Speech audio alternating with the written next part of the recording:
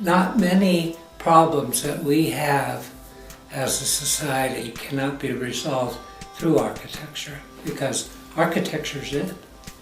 It's how we define ourselves. When I was 5, my mom and dad built a house. I didn't know it then, but the architect was very influenced by Frank Lloyd Wright. My mother had this idea of the old blueprints, and I mean the old where it's all blue and white lines. Mm-hmm. She wallpapered the half bath. And I remember sitting in there and looking at those drawings and oh yeah, that's how the kitchen worked. And I would go and look at the kitchen. That's interesting. It was all unintentional. My mom didn't say you'll be an architect. It was just there. That's fantastic.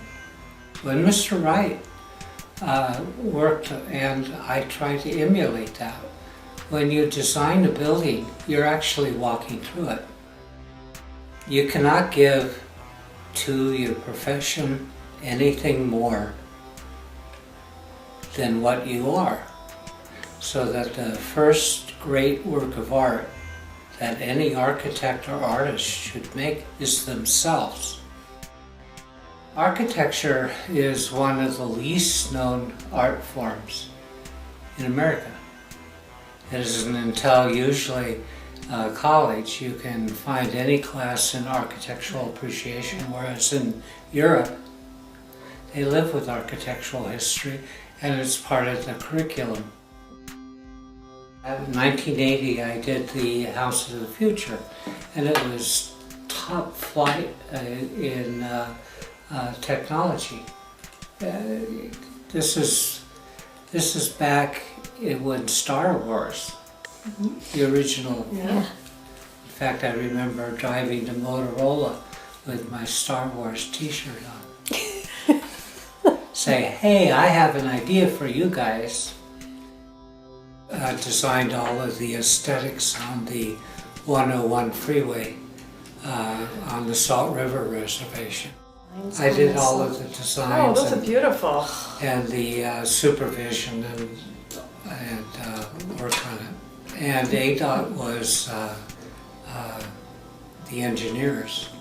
I didn't want to do this. I remember one fellow saying in the partnering meeting, said, hell, if we give this to the Indians, everyone will want it. And I said, yes, that's exactly right. And since then, when I was on the Scottsdale Public Art, I was able to convince the Public Art Committee and the council that their section of the freeway should have aesthetics as well. I was on the negotiation team, assisting as liaison between the tribe and ADOT, two different cultures and universes. I've worked on the Hoover Dam bypass bridge. Oh, that's beautiful I too. worked on the Vail Pass freeway.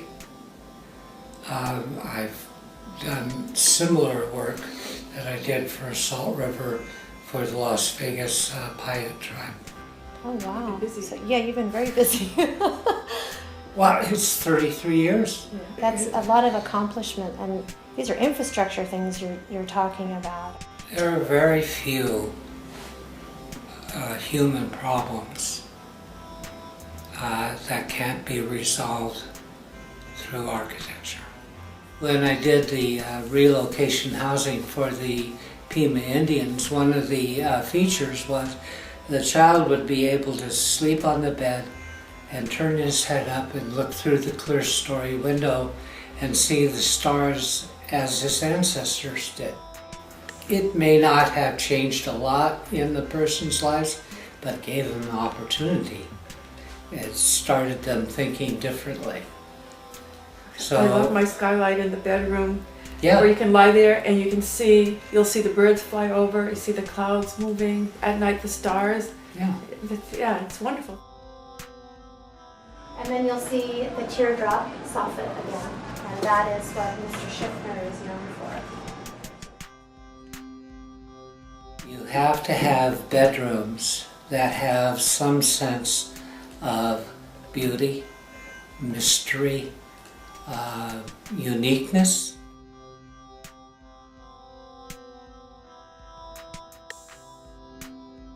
Give a child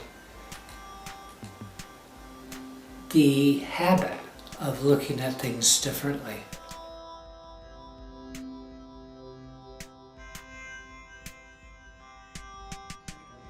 So the attorney that purchased the home, he was also a contractor.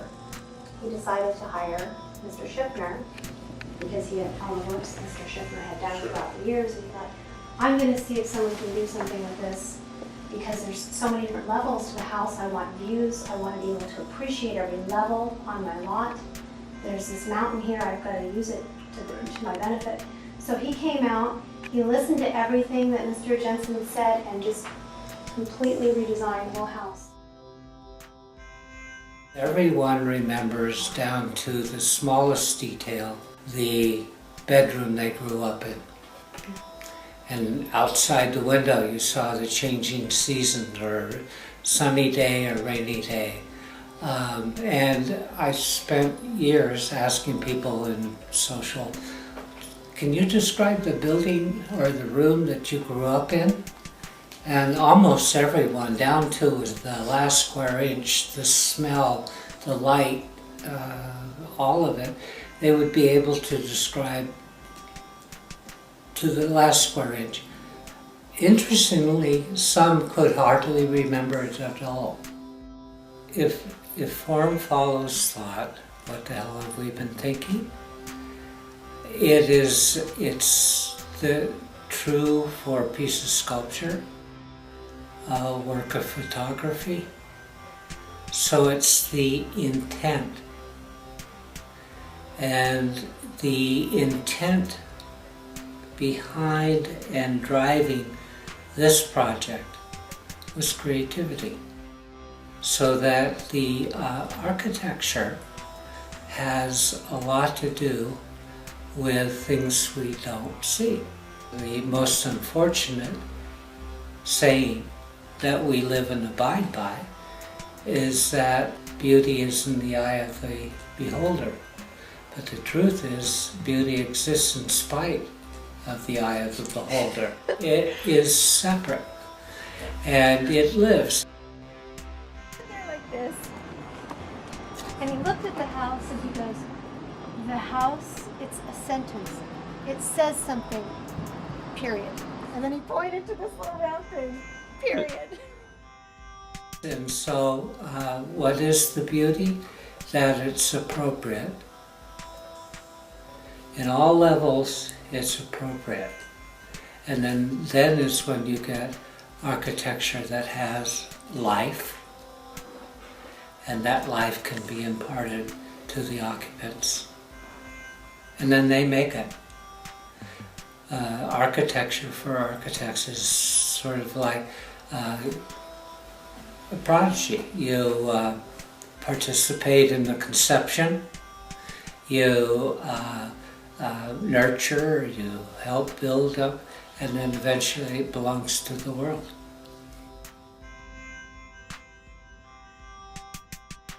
Architecture, if done appropriately or performed appropriately, is a process. And it is a process of synthesis. This house is a synthesis of that period of time when the Jensens came to me. And also, as I mentioned, with the glass block. Glass block is a reflection of the reality of the site outside. The other was, this was just solid granite, I mean, that we were built on here. And we really couldn't go down. We couldn't, we could over here because at the living room, because the slope of the hill. And then also is the aesthetic sense of the client. Why in the hell did they come to me? What is it they're trying to find? So with that kind of a philosophy and approach, no two buildings should ever look the same. You can't call it a product, though it is a product of everything being intertwined, but it's really not a product, it's an outcome. So that the difference between this house and many houses is that the site and the conditions and the budget and the labor all dictated the level of design. So what you have now is that you have a work of art. Right, it's a creation. And you have to attract the proper client.